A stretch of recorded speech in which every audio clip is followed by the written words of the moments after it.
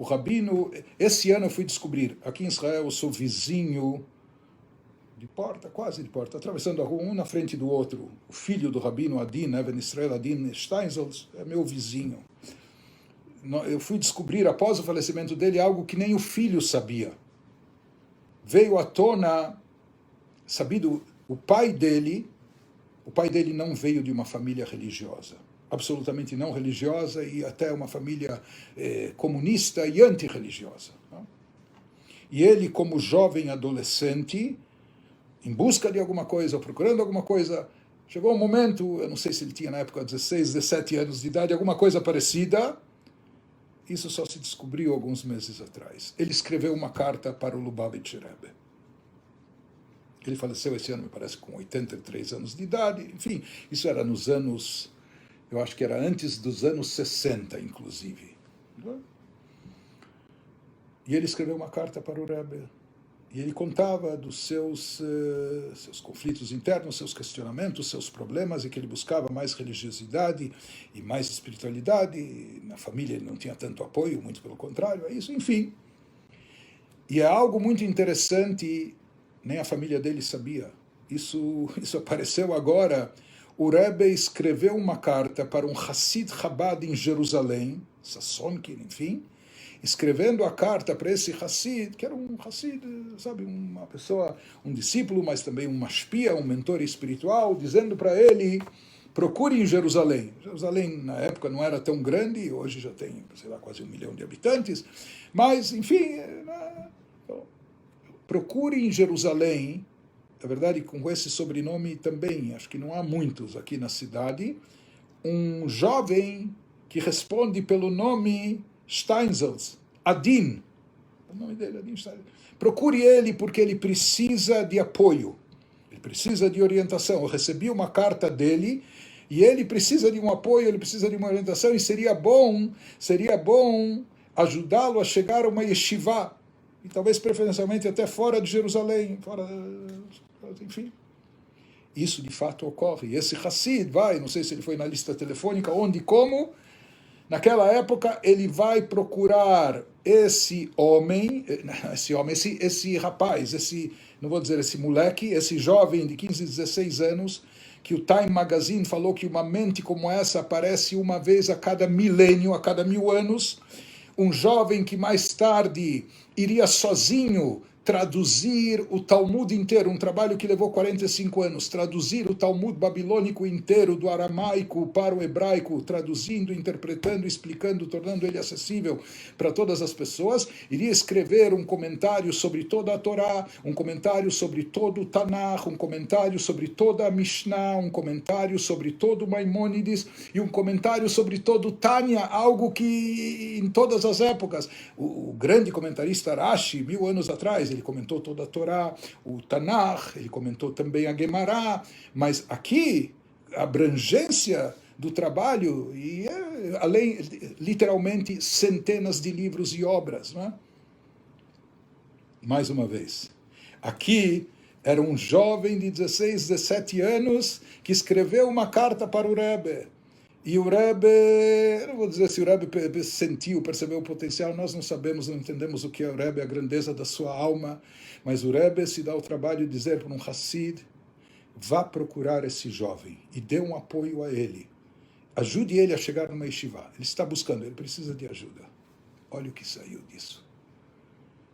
Claro que Adin Steinsaltz, depois toda a vida, teve um contato muito, muito profundo, muito íntimo, muito intenso com o Rebbe, etc. Mas Jonathan Sacks era um aluno, me parece, em Oxford, não sei se ele estudava filosofia. Quando ele era um estudante na universidade, ele resolveu, num break de férias, fazer uma turnê pelos Estados Unidos. E ele queria consultar grandes rabinos e mestres, saber sobre o pensamento filosófico deles. Ele foi buscar nos Estados Unidos quem eram os grandes mestres da geração. Falaram para ele, entre eles o Lubavitcher Rebbe. Enfim, há uma história, enfim, até quando se consegue marcar uma yechidut, uma audiência especial para ele, isso também deve ser próximo dos anos 60, e ele conta que ele entrou nessa yechidut finalmente como um jovem universitário, estudante da universidade, com uma lista de perguntas, ele faz uma outra pergunta, mas ele fala muito rápido, muito cedo. O Rebbe mudou a agenda do encontro. Além das minhas perguntas, o Rebbe começou a perguntar, me inquirir coisas que... Espera, eu vim para solucionar dúvidas, para questionar sobre judaísmo, perguntar ao Rebbe, e de repente o Rebbe pergunta a ele, me diga quantos alunos judeus existem na tua universidade? Quantos alunos judeus tem na tua classe?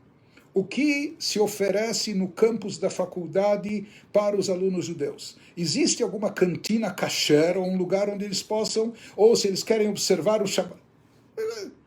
Então ele disse, espera aí, eu vim aqui para inquirir o Rebbe, para perguntar, e de repente o Rebbe está me perguntando. E não só que o Rebbe está me perguntando, de repente o Rebbe começa a dizer para ele, se você está nesse lugar, nesse local, se a divina providência te colocou nessa situação, saiba que cabe a você fazer alguma coisa em relação a isso. Ele, como ele diz, ele nunca sonhava e nunca teve o pesadelo de se tornar rabino, ou de ser algum líder espiritual, etc. Ele ia seguir sua carreira e de repente o Rebbe começa a falar para ele das suas obrigações como Yehudi perante os seus colegas que também são Yehudi. E ele diz, como ele fez vários depoimentos a respeito disso, ele nunca pensou que ele era um líder ou em exercer liderança. Quem o tornou um líder, quem não só abriu os olhos dele para isso, para esse potencial, mas também até cobrou e exigiu dele isso, foi o Rebbe nessa Yehidut, nessa audiência pessoal. Quando o Rebbe aqui se dedica a um jovem estudante, universidade, etc., e olhem o que saiu disso. E assim como esses casos, nós temos milhares e milhares nas décadas de atuação abnegada do Rebbe, como o Rebbe impactou de forma tão profunda, mas com essa dedicação igual, como eu disse a vocês. Eu não conheço um outro rabino, sabe? Tem rabinos que estão ocupados com coisas grandiosas, importantes, etc., mas dedicados não só a receber estudantes em audiências privadas e etc., mas a responder cartas de adolescentes ou quase crianças escrevendo as suas ideias, ou coisas, etc. Sim, era o Rebbe. Nós vamos intercalar, para não ficar monótono demais, vamos intercalar como melodias, já que estamos no Farbrengen L'chaim, no encontro racídico. O encontro racídico também é intercalado por melodias. Nós vamos colocar essas melodias em som, e eu escolhi, depois vou tentar explicar um pouco, melodias que foram ensinadas pelo próprio Rebbe. Depois eu vou explicar mais ou menos como isso funcionava, mas existem cerca de, me parece, quantas,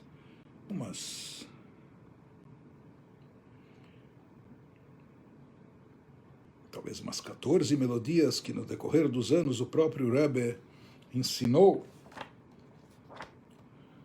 E entre elas, nós temos uma melodia que o próprio Rebbe cantava, entoava no Farbrengen. Aqui nós vamos escutar da própria voz do Rebbe. E essa melodia está baseada em versículos do Salmo de número 63. Quando no Salmo 63, o rei David, ele diz: ó Deus, tu és meu Todo-Poderoso, eu te procuro, minha alma tem sede de ti, minha carne anseia por ti, como uma pessoa numa terra seca, exausta e sem água. Assim tenho sede para perceber-te no santuário, para ver teu poder e glória. Pois tua generosa benevolência, dando vida, é tal que meus lábios te louvarão. Em hebraico, tzama lecha nafshi, kama lecha besari, be'eres tzia ve'ayef bli mayim, kein bakodesh chaziticha lirot uscha uchvodecha. Como nós dissemos, o próprio Rebbe nos Farbrengens entoava, depois que ele ensinou essa melodia, música com essa letra, ele próprio entoava em Farbrengens. E já que nós mencionamos o Rabino Jonathan Sachs, A ele era muito querida essa música, essa letra, essa música, essa melodia. A tal ponto, o Rabino Yonatan Sachs, pouca gente sabe, ele escreveu muitos livros e etc., mas pelo menos, do meu conhecimento, pelo menos por 3 vezes na vida ele passou tratamentos de quimioterapia. Até o último, ele não era tão idoso, acho que tinha cerca de 70 anos, e ele veio a falecer nesse último tratamento, após o último tratamento, e a ele era muito querida essa melodia, a tal ponto que ele pediu que no seu enterro essa melodia fosse entoada. E assim foi. O enterro dele ocorreu em plena pandemia, numa situação muito grave na Grã-Bretanha, na presença praticamente de um minyan e só o círculo mais restrito de familiares, mas atendendo o pedido dele, foi cantada a melodia. Então daqui nós vemos também uma alma muito delicada e preciosa para se impressionar com essas palavras. E se vê que essas palavras tocavam ele tão a fundo, a ponto de pedir, solicitar que essa música, que essa melodia fosse entoada no seu enterro. Então eu vou colocar agora para tocar essa melodia sendo cantada num Fabrengen, num encontro público pelo próprio Rebbe junto com os seus Hassidim. Então, para servir um pouco de um break, vamos escutar essa melodia e, eventualmente, depois também, as melodias que nós vamos tocar aqui são todas melodias que vamos tocar hoje, são todas, já que hoje é um dia ligado com o Rebbe, e, entre outras coisas, o Rebbe também ensinou algumas melodias. Então, vamos tocar hoje essas melodias que foram ensinadas pelo Rebbe, começando pelo Tzama Lechanafshi, aqui cantado pela própria voz do Rebbe.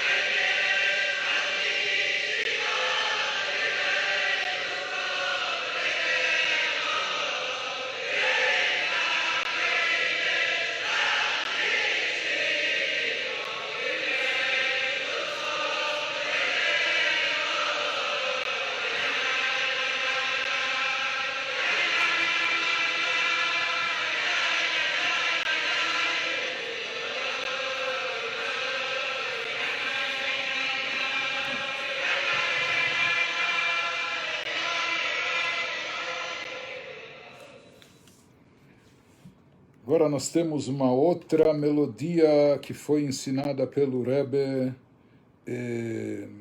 que isso é entoado na prece de santificação, que é dita no Shabat e nas festas, no meio do Keter, Hu Elokeinu, Hu Avinu, Hu Malkeinu, enfim.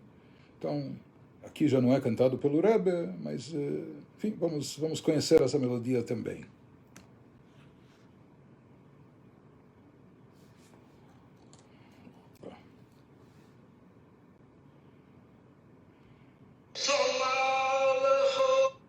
Desculpe.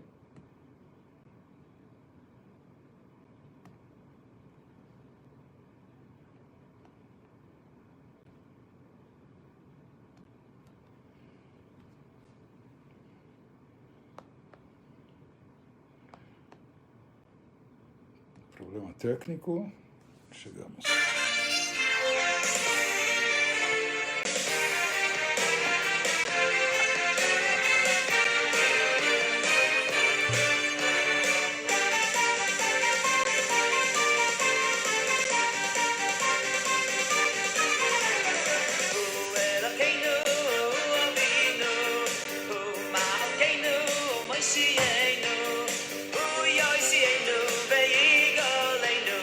Ay, ay, ay, ay.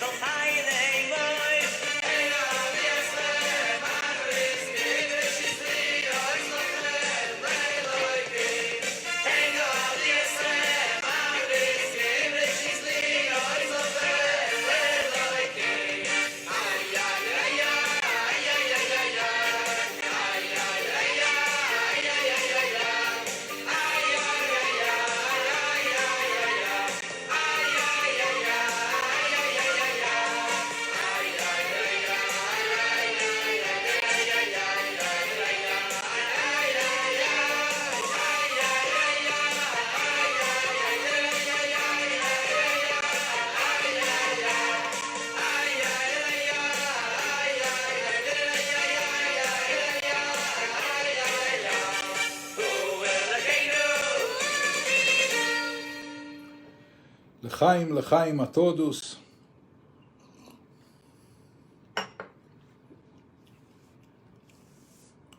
Que o Rebbe prossiga nos inspirando, nos motivando para todas as coisas boas e que nós sejamos recipientes adequados para captar essas mensagens e essas bênçãos também.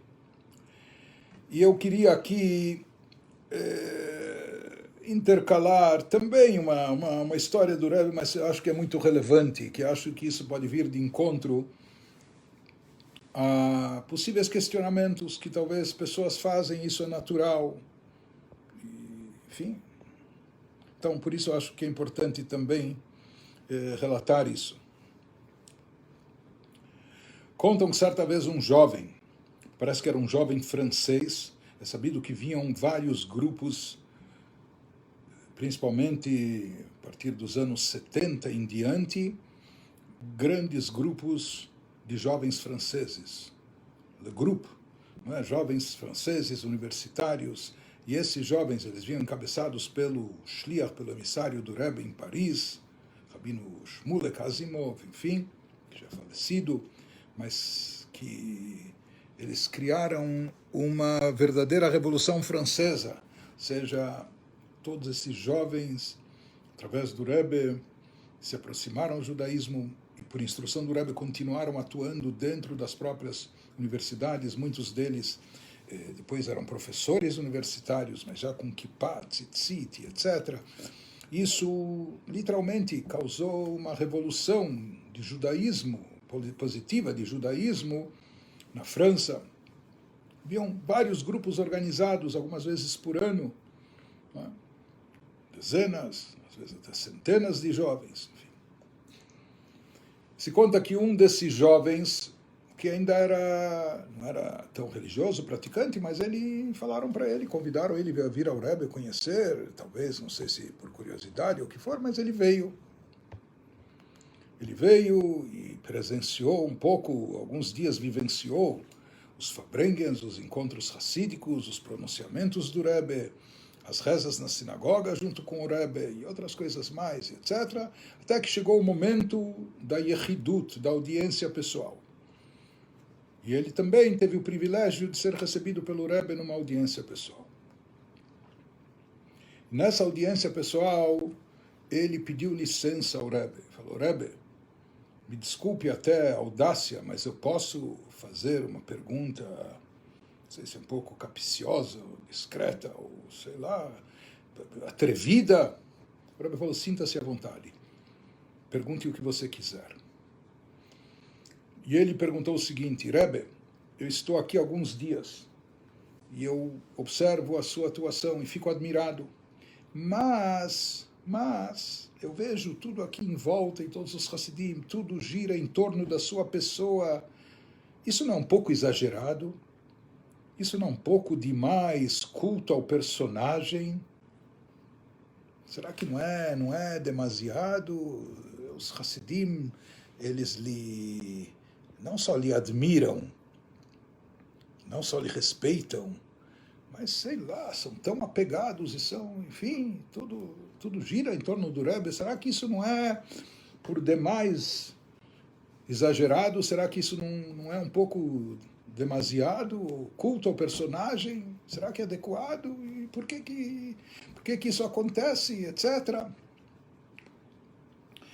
O Rebbe ouviu pacientemente o questionamento desse jovem. E o Rebbe, assim dizem, que respondeu com um sorriso, dizendo: eu vou lhe dizer, na verdade a culpa não é deles. A culpa não é deles, a culpa é minha. O jovem ficou aqui dizer, a culpa é minha, o Rebbe assume isso. O Rebbe explicou para ele. Há um versículo em Mishlei, nos Provérbios do rei Salomão. Quem estudou Tânia conosco conhece esse versículo e sua interpretação de lá também, mas de qualquer forma, o versículo do rei Salomão em Provérbios diz: Kemaim apanim el panim, ken lev adam el adam.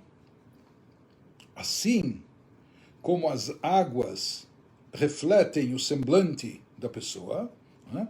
Uma pessoa se coloca diante da água, se são águas límpidas, então as águas têm o efeito espelho. Então ele vê nas águas o seu semblante refletido. Então, diz o rei Salomão, da mesma forma que as águas límpidas refletem o semblante da pessoa, assim também funciona entre o coração de uma pessoa com outra, que existe o efeito espelho, existe o efeito de reciprocidade, ou seja, assim como o tipo de face, se você expor diante da água ou diante do espelho um semblante sorridente, o que você vai ver? Um semblante sorridente. Se a pessoa optar em mostrar uma cara carrancuda, então ele vai ver uma cara carrancuda. Mas aquilo que ele mostrar, o semblante, a face que ele exibir diante da água, diante do espelho, é aquilo que vai ser refletido, é aquilo que ele vai ver. Então isso nos ensina o rei Salomão, saibam que da mesma forma existe esse efeito recíproco na relação entre seres humanos. Aquilo que está no seu coração, aquilo que você tem dentro do teu coração em relação ao teu próximo e teu semelhante, é aquilo que vai ser despertado no coração dele. Se você tiver dentro do teu coração amor, piedade, misericórdia, compaixão, então vai se despertar no teu próximo, no teu semelhante, um sentimento recíproco paralelo. Deus nos livre, o contrário, não é? Mas, então, no relacionamento humano também é assim. Isso que nos explica o rei Salomão, que se existe esse efeito, esse bumerangue, existe esse efeito recíproco, não é? Ou seja, quando você tem amor, quando você está repleto de amor no teu coração pelo próximo, pelo semelhante, por assim dizer, praticamente você obriga ele a te retribuir, não é? Isso impele ele a também estar cheio, ficar cheio e repleto de amor por você. Se você se encher de amor genuíno, autêntico pelo semelhante, isso vai desencadear inevitavelmente amor no coração dele. Essa é a explicação do versículo. O Rebbe explicou o versículo com sua interpretação para aquele jovem. Então o Rebbe voltou à pergunta dele e falou, diz que os Hassidim, eles admiram tanto o Rebbe, falam tanto do Rebbe, giram tudo em torno do Rebbe. Então o Rebbe falou, a culpa não é deles, a culpa é minha. A culpa é minha. Por quê? Porque eu tenho tanto amor por todos os Hassidim. Eu tenho tanto amor, tanto sentimento por todos os que estão aqui ao meu redor, e é um sentimento genuíno e autêntico, que inevitavelmente isso desperta dentro deles um sentimento recíproco. Inevitavelmente, ou seja, eles não têm outra forma. Eu amo a cada um deles de forma tão intensa, cada um deles, cada um de todos que estão aqui, você inclusive. Eu tenho tanto amor, estou tão repleto de amor por cada um que está ao meu redor, cada um que está próximo de mim, que isso desperta dentro de todos eles um amor recíproco, um sentimento paralelo, um sentimento correspondente. Então o Rebbe falou, isso que eles amam tanto o Rebbe, estão tão ligados que nós estamos, é decorrente disso, que o Rebbe nos ama tanto. Então, como eu falei, talvez alguns estranhem, nós marcamos essas datas especiais. Aqui no caso é o Yortzeit do Rebbe, e falamos tanto sobre o Rebbe, mas tudo que nós falarmos sobre o Rebbe, não só que não é bastante, não é suficiente, isso não é uma gota no oceano. E como nós dissemos, aquilo que a gente se propôs no dia de hoje, é procurar dar pelo menos um vislumbre, como um testemunho visual. Não é? Eu quero contar para vocês, não é aquilo que me contaram, aquilo que me disseram, mas aquilo que eu vi, aquilo que eu presenciei, etc. Eu acho que isso é importante, a gente compartilhar essa vivência, não é? As pessoas saibam que isso não são histórias do passado longínquo, coisas remotas, etc. Não, é isso e, na verdade, muito mais. Como eu disse para vocês, tive esse privilégio, cheguei na Yeshiva no meio do ano letivo, inclusive, depois daquela conversa com o Rabbi Yamini, por orientação do Rebbe, naquela primeira carta que eu recebi.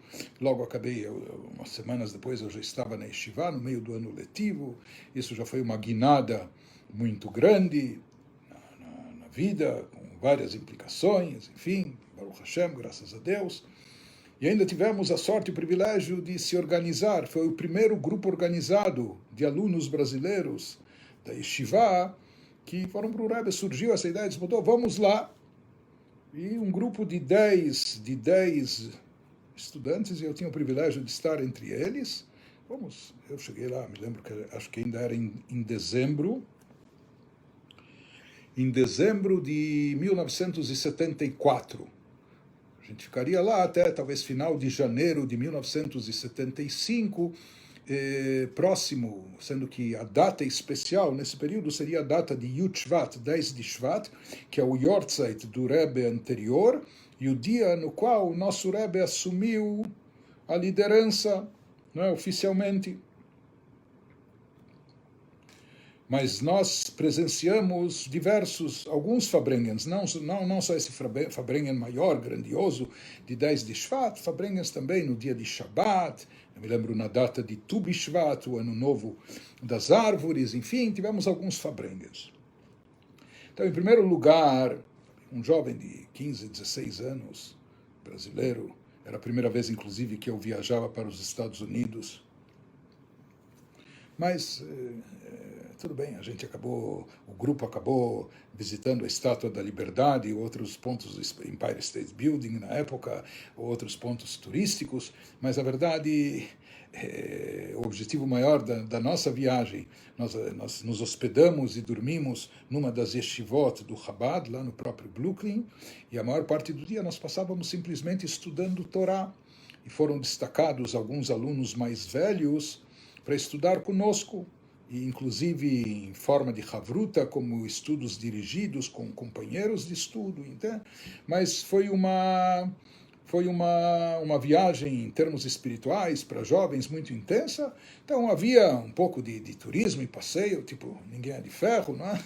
Mas, assim, eu, como outros jovens, o que nos seduzia e nos cativava lá, mais do que todo o turismo, mais do que todo deslumbramento com, sei lá, Manhattan, os arranha-céus gigantescos, as paisagens, era a vivência. Em primeiro lugar, o próprio Brooklyn, né, de você ver uma vida judaica tão intensa, tantas pessoas e tantas comunidades e pessoas religiosas observantes. Lá no Brasil, nós éramos, na época, principalmente pessoas únicas, com kippá, ou barba, ou chapéu, não é? Isso era uma raridade, não é? E aqui, de repente, você vê milhares e milhares, dezenas de milhares, assim, etc., a coisa mais natural, normal do mundo, comunidades organizadas, mas principalmente, mais do que as comunidades, etc., a vivência em torno do 770, em torno da sinagoga do Rebbe, poder rezar com o Rebbe no dia a dia, simplesmente a reza, o Rebbe no seu lugar,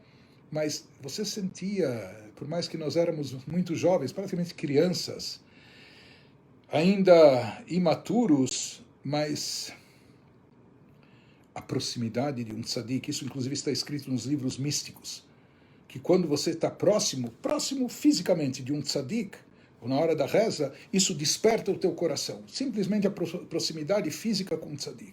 E eu digo a vocês que isso é algo, não só que eu senti, mas todos os meus colegas, todo mundo. Haviam aqueles que eram mais para o futebol, ou mais para as compras, ou etc. Mas isso era algo unânime entre todos nós. A gente comentava, simplesmente rezar mincha com o Rebbe. Naquela época ainda, estamos falando do meio dos anos 70, nos dias de semana o Rebbe rezava na sinagoga chamada sinagoga pequena. Aquele recinto pequeno, mesmo pequeno, ficava abarrotada, mais de alunos da yeshiva, cabiam 100, 200 pessoas, etc., meio exprimidas, etc. Mas você vê a seriedade do Rebbe na reza, a maneira de rezar, o seu próprio olhar, a sua concentração, somente de ver, de observar um tzadik, sabe, isso já te enchia de irat shamayim, de temor e reverência aos céus, de respeito, de admiração, de motivação espiritual. Então, simplesmente estar presente junto com o Rebbe nas rezas, aqui não havia uma atenção personalizada, etc., mas simplesmente rezar junto com o Rebbe, isso por si só já era uma experiência única, especial, como a gente observava também quando o Rebbe era chamado na Torá e etc., como todos os movimentos, todos os gestos, tudo de acordo com regras específicas no Shulchan Aruch, como o Rebbe era cuidadoso em todos os seus passos, em todos os seus movimentos, em tudo que fazia, não havia nada à toa, ou nada, sabe, só por fazer, ou nada mecânico. Você vê como o Rebbe dizia o Shema Israel, como ele movimentava a cabeça, enfim, todos os gestos, tudo baseado em legisladores, em mestres cabalísticos, cada movimento que o Rebbe fazia, e a gente observava, e isso, as rezas no dia a dia. Eu me recordo do primeiro Fabrengen. Então, chegando lá, tivemos a oportunidade, logo a gente ia para o 7 eu cheguei antes do grupo. Por um motivo ou por outro, eu tinha uma passagem de uma outra companhia, então eu cheguei alguns dias antes do resto do grupo, mas essa primeira experiência de simplesmente você conhecer esse endereço mitológico, não é? O chamado 770 Eastern Parkway, 770, na Avenida Eastern Parkway, no Brooklyn, de onde se irradia tanta luz nesses últimos 80 anos. Depois você ver o Rebbe lá, simplesmente ver o Rebbe chegando de manhã no seu escritório, entrando, saindo, ver o Rebbe nas rezas, como disse, isso por si só. Observar o tzadik já era algo que enchia a gente enfim, já era uma vivência especial, já era uma experiência espiritual de alto nível. Você sentia claramente, nós éramos jovens de 16, 17 anos, o que jovens nessa idade já têm ou na cabeça ou podem estar pensando, mas eu lhe digo, a gente se derretia, por assim dizer. Não havia como. Você sentia a kedushá, a santidade do tzadik diante de você. E o Rebbe, o estilo do Rebbe, o Rebbe não rezava nem se balançando, nem fazendo grandes movimentos, ou nem em altos brados e etc. Não. O Rebbe, nas suas rezas, o Rebbe permanecia, sabe, o Rebbe rezava meio que até silenciosamente, permanecia parado no seu lugar,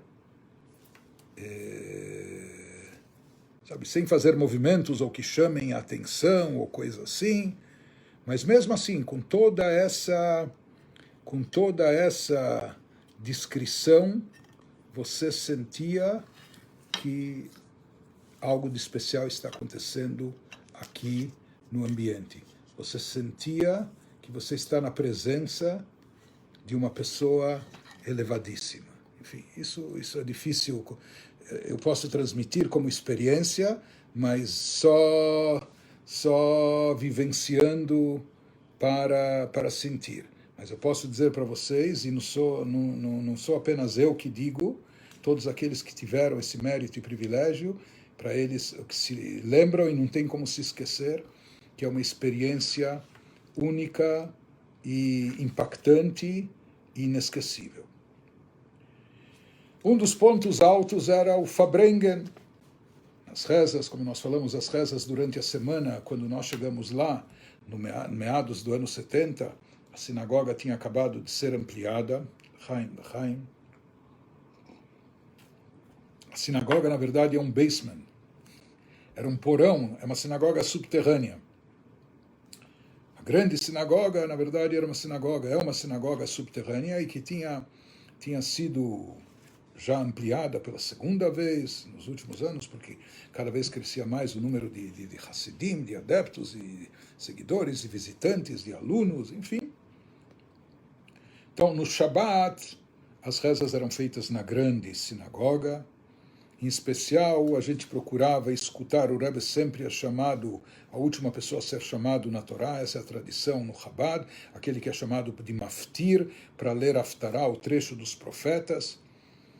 e a gente se espremia, o grupinho de brasileiros, no meio de centenas de jovens e outros não só jovens, mas pessoas, não é, que tinham já faz tempo seu lugar lá, ou seja, pessoas procuravam estar bem próximas do Rebbe para escutar, no Shabbat não se usa o microfone, etc., para escutar o Rebbe entoando as palavras da Haftarah, a leitura dos profetas. Não é?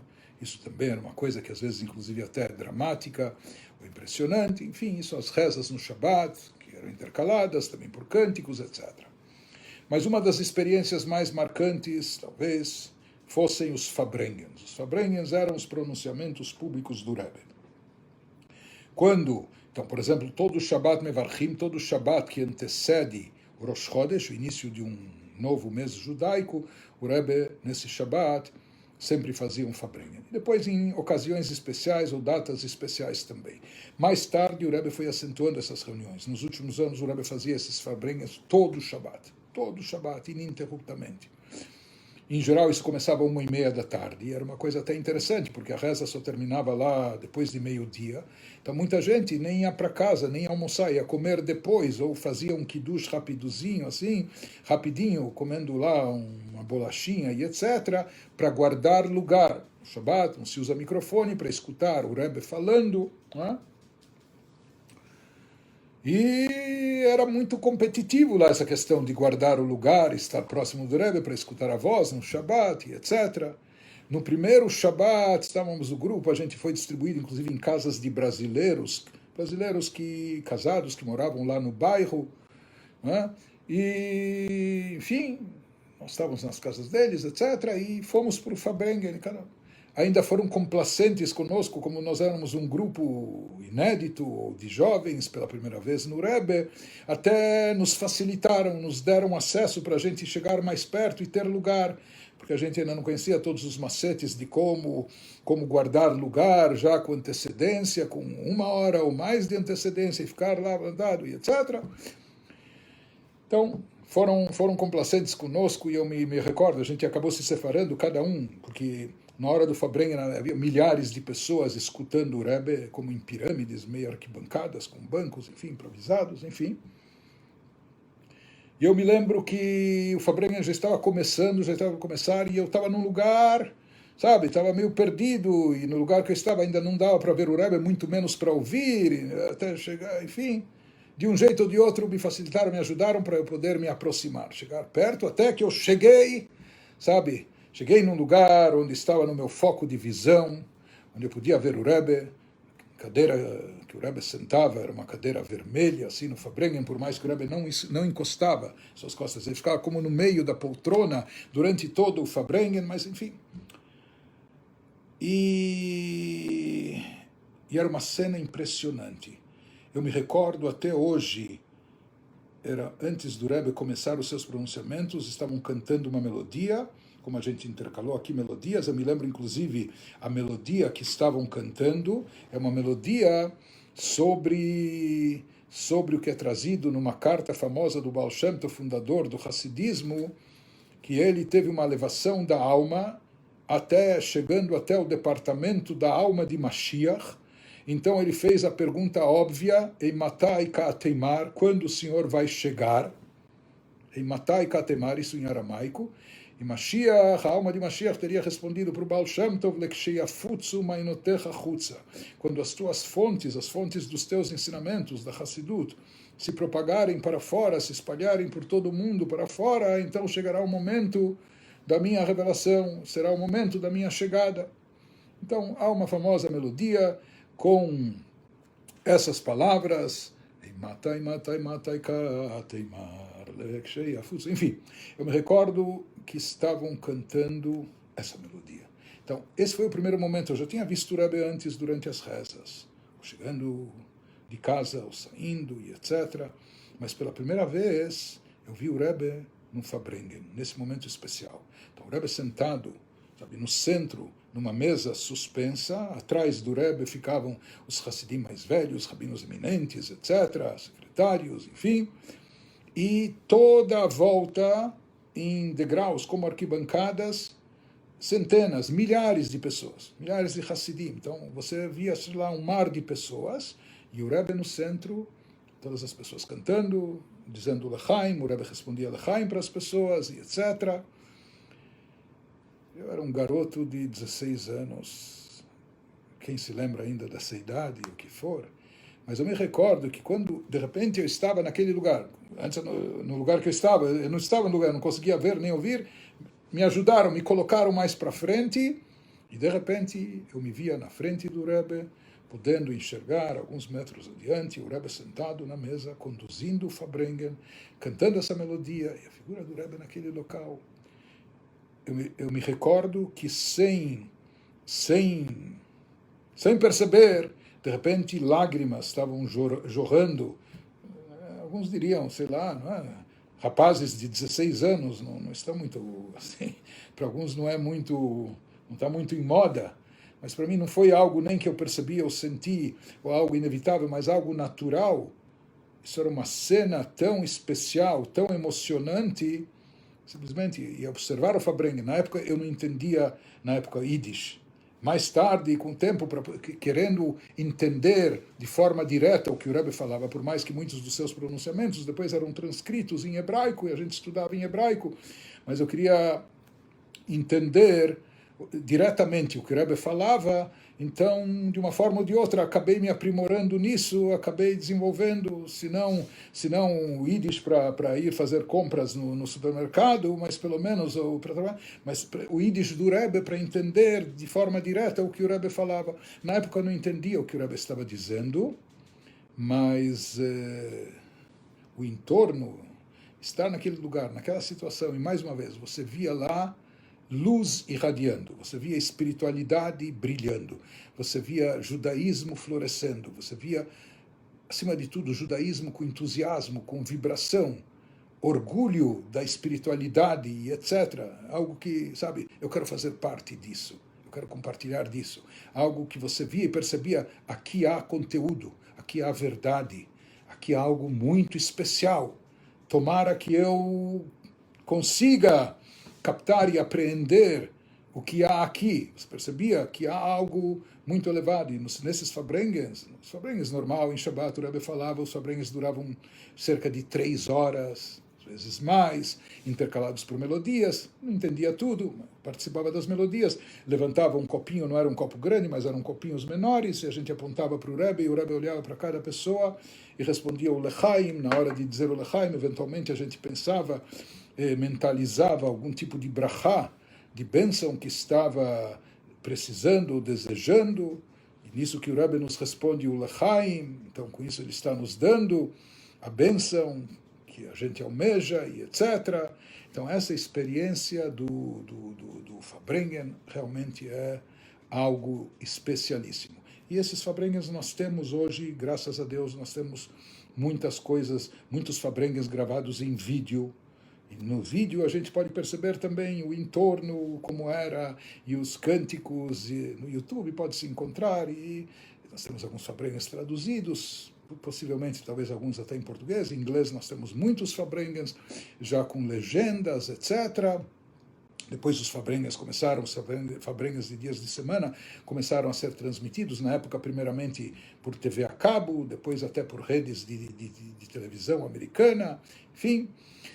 Mas essa experiência de participar do Fabrengen com o Rebbe, desses encontros com as milhares de pessoas, dos Lechaim, das melodias, das palavras, eu me lembro que Lechaim. Eu me lembro de um vereador judeu em São Paulo, David Roisen,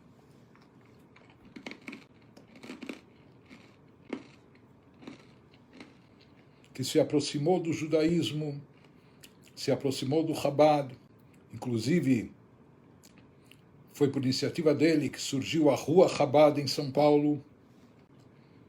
Antes, originalmente, a rua onde ficava o primeiro Beit Chabad em São Paulo se chamava Rua Giacomo Garrini. Por iniciativa dele, foi chamada de Rua Chabad. Davi Roisen era uma pessoa com um coração incrível, uma pessoa íntegra e moral, mas sensível com uma alma elevada e um coração incrível, dotado de uma sensibilidade especial. Ele não entendia nada de hebraico, não entendia nada de Yiddish. Eu me recordo dele vindo diariamente, quando ele era ainda vereador, acompanhado, carro de prefeitura, etc. Rezar, ele fazia rezas em português. E algumas vezes ele viajou com grupos de brasileiros para o Rebbe. Ele ficava nas primeiras fileiras abaixo da mesa do Rebbe e ficava horas a fio. Ele não entendia uma palavra do que o Rebbe dizia. Mas nos momentos de músicas, de cantos, ele se levantava e batia palmas, etc. E o Rebbe respondia para ele, o Rebbe incentivava ele também a cantar e cantar mais e se animar. E só eles se comunicavam praticamente com o olhar, um olhando para o outro e com gestos. Ele não entendia uma palavra do que o Rebbe estava dizendo, depois eventualmente traduziam, explicavam. Mas essa conexão e ligação e a forma de se ver, o quanto ele se emocionava de estar lá presente, nós falamos uma alma muito especial, uma pessoa dotada de um coração enorme, uma sensibilidade imensa. E como essas vivências, essa sensação, essa percepção que eu estou transmitindo para vocês, é claro que cada um capta a sua maneira, de forma individual, subjetiva, mas multipliquem isso por vários milhares, por milhares e milhares de pessoas que passavam por lá e cada um, ao seu modo, era impactado. E algumas pessoas,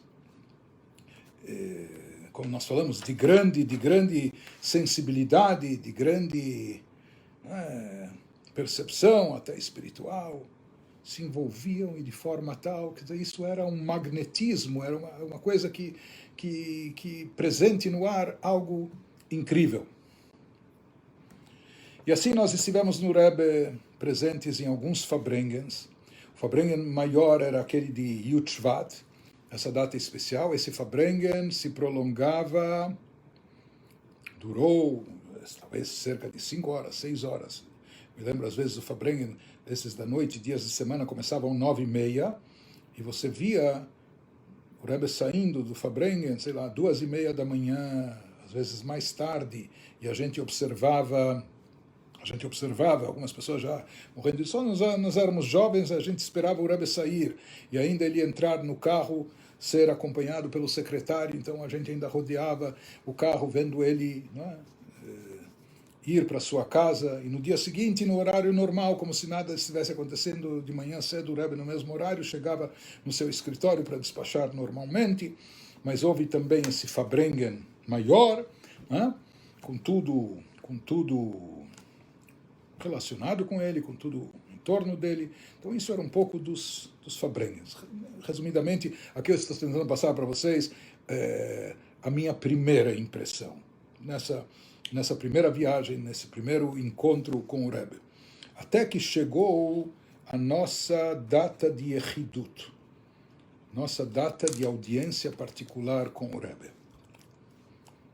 Que isso também é um privilégio único e especial, e uma experiência única e especial. E isso se prolongou mais ou menos até o ano de 1980. Então, aqui eu estou falando em 75, eu tive a oportunidade de ter essa Yechidut, esse privilégio de ter uma audiência pessoal a 4 olhos com o Rebbe, e depois eu viria a ter essa mesma oportunidade de ser recebido em audiência particular mais 6 vezes. Como nós falamos, depois de 1980, haviam tantas e tantas pessoas que já era impraticável, e o Rebbe também passou, em 1977, passou por um episódio cardíaco, por um infarto, 2 infartos, enfim, e a situação já exigia cuidados de saúde. O Rebbe já estava, na época, quase cerca de 80 anos, então depois acabou se fazendo aquilo que era Yechidut Klalit, encontros e audiências coletivas, onde todos os visitantes que vinham algumas vezes por ano eram recebidos em audiência coletiva. Mais tarde iria aparecer aquela famosa fila dos dólares no domingo, quando o Rebbe dava $1 ou mais para cada pessoa que passava, para que esse dólar fosse entregue, dado para tzedakah pela pessoa, e eventualmente havia oportunidade ou chances, algumas pessoas, por mais que a fila, literalmente, todo domingo incluía milhares de pessoas, e às vezes ficava horas, às vezes o Rebbe começava essa distribuição dos dólares às 11 da manhã e só terminava às 6 da tarde. Então os secretários procuravam agilizar, mas algumas pessoas trocavam alguma palavra com o Rebbe rapidamente, e o Rebbe respondia, enfim. Esses eram os contatos, né? Mas, sem dúvida alguma, enquanto essa yechidut, essas audiências particulares, no início, nos anos 50, quando o Rebbe assumiu a liderança do movimento, o Rebbe dedicava 3 noites a isso, domingo, terça e quinta. Ele começava às 8 da noite, e às vezes isso ia até altas horas da madrugada. Depois isso diminuiu para 2 vezes por semana. No início, todos os alunos de Yeshiva, cada ano, quando chegava a data do aniversário, eram recebidos também a audiência, mas depois isso foi se restringindo porque a demanda ia aumentando assim de forma progressiva, de forma incessante, não é? Não é? Imaginem, haviam noites que entravam, às vezes, centenas de pessoas. Havia algumas pessoas que se demoravam porque talvez o Rebbe queria. Né? Nós, alunos de Yeshiva, talvez ficávamos lá 5 minutos, mas eram 5 minutos, a intensidade, o quanto isso é marcante, as palavras, a orientação, isso era uma lição de vida. Né? De qualquer forma, chegou a nossa data de Yechidut, que foi no dia 21 de Shvat, do mês de Shvat, no ano de 5.735, ano judaico. Eu me lembro da data, que precisa se lembrar da data. Depois, graças a Deus, eu tenho um filho que nasceu nessa mesma data também, Baruch Hashem. Mas, de acordo com Hassidim, a data da primeira Yechidut, do primeiro encontro pessoal com o Rebbe, é considerado como a data do nosso nascimento espiritual. Nós podemos dividir a nossa vida entre antes e depois. Alguns grandes Hassidim dos tempos antigos, do tempo do Alter Rebbe, etc., às vezes se preparavam durante 3 anos ou mais para entrar na primeira Yechidut, na primeira audiência com o Rebbe, se preparando espiritualmente, procurando aprimorar o caráter, etc. Nossa geração, talvez não seja uma geração tão assim, forte, intensa em termos espirituais. Nós fizemos os preparativos como rapazes de Yeshiva fazem. L'chaim. E naquela noite, todos nós, os 10 jovens brasileiros daquele grupo,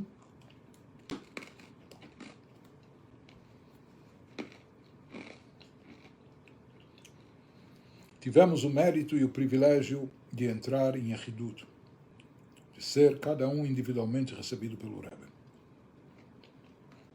Cada um entrava com um bilhetinho na mão.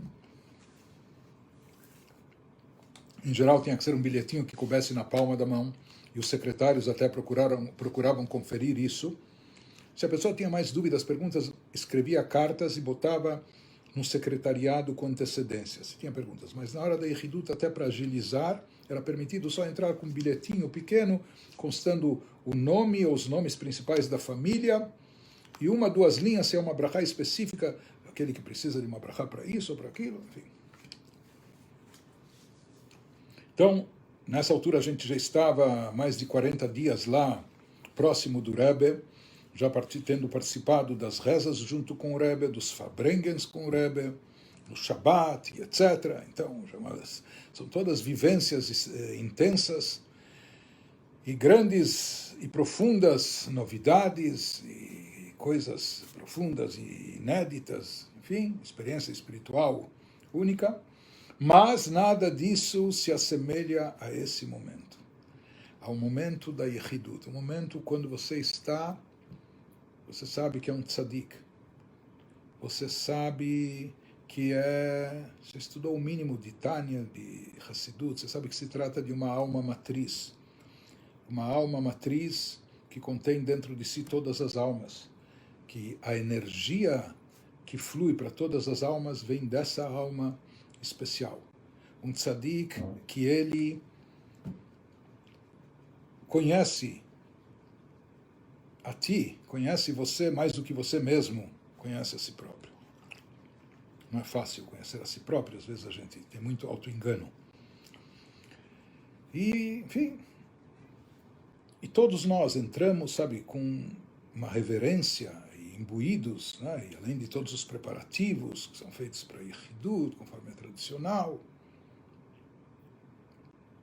Mas no momento que você entra na sala, você fica na fila você já está tremendo, os teus pés estão tremendo. E não somente nós, jovens de 16 anos, que pela primeira vez entravam, mas a gente ficava na antessala, nesse quarto anterior ao escritório do Rebbe, mesmo vendo e observando as pessoas. Havia mulheres, famílias, grandes rabinos ou eminências, etc. Mas você via que todo mundo, naquela sala, com um livro de Tehillim, salmos, ou se preparando, ou com os olhos fechados, ou se concentrando, sabendo que está prestes a entrar na presença de um grande tzadik, de uma pessoa especial, que está prestes a presenciar um Gilui Shekhinah, uma revelação divina, que está prestes a vivenciar uma experiência única, ou obter instruções e orientações para a vida, essenciais. Então, a gente procura se concentrar, até se esvaziar de si mesmo e se erguer, né, para um patamar mais alto, enfim. Isso tudo você já sente e presencia na própria fila de espera para a entrada. E eu me recordo, logo entrando no Rebbe, descrever o que é aquele momento, é uma coisa indescritível, uma coisa única. Eu só fui conhecer, entre aspas, o escritório do Rebbe, depois do seu falecimento. Até os dias de hoje, se montou praticamente uma sinagoga lá, as pessoas entram, se fazem rezas, não é um quarto tão grande, mas se fazem rezas, algumas dezenas de pessoas, e etc. Então, nessa oportunidade, a gente começou a ver as prateleiras, quantos livros tem, a mesa, mas quando a gente entrava em Yechidut, todo mundo descreve isso, os olhos brilhantes do Rebbe, os olhos azuis com o seu olhar penetrante, você não via mais nada. E quando o Rebbe lhe encarava e olhava para você, você entregava o bilhete para o Rebbe, com os pedidos de brachá, etc. Você ficava concentrado, e quando o Rebbe começava a falar, a gente procurava gravar e memorizar tudo o que o Rebbe dizia, mas se concentrando. Mas aqui não era só uma concentração intelectual, a experiência a nível emocional, a nível espiritual, naquele momento, era algo único. Eu me lembro especialmente na primeira vez que eu tive essa Yechidut.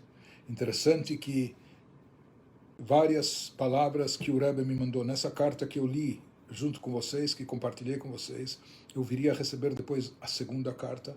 Muito interessante que boa parte do teor da primeira carta se repete na segunda carta. Essa questão de se esforçar e se dedicar ao estudo da Torá com afinco e com dedicação, enfim, com empenho.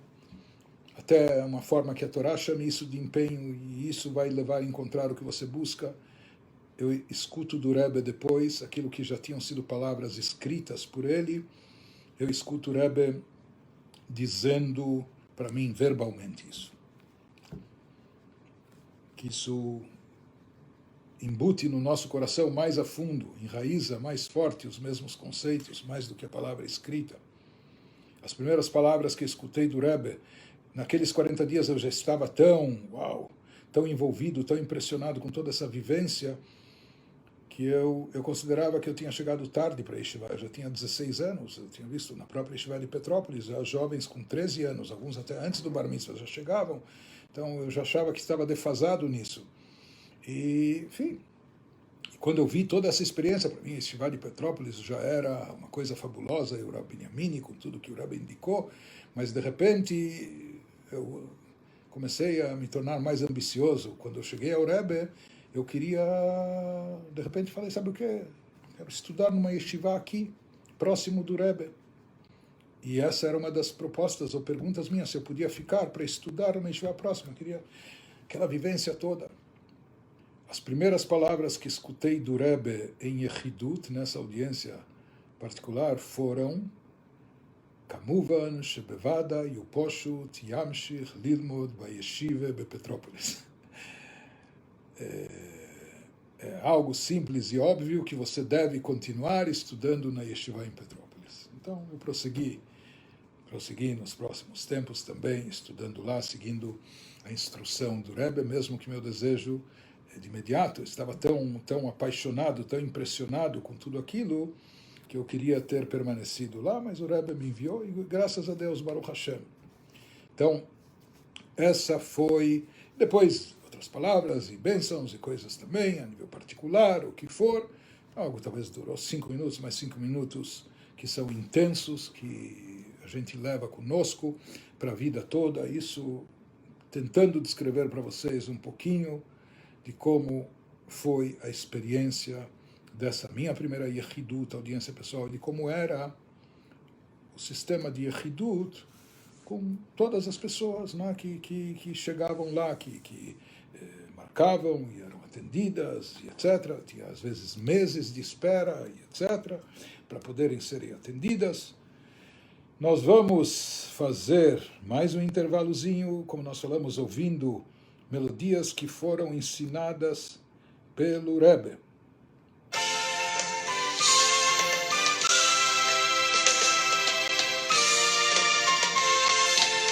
Fine.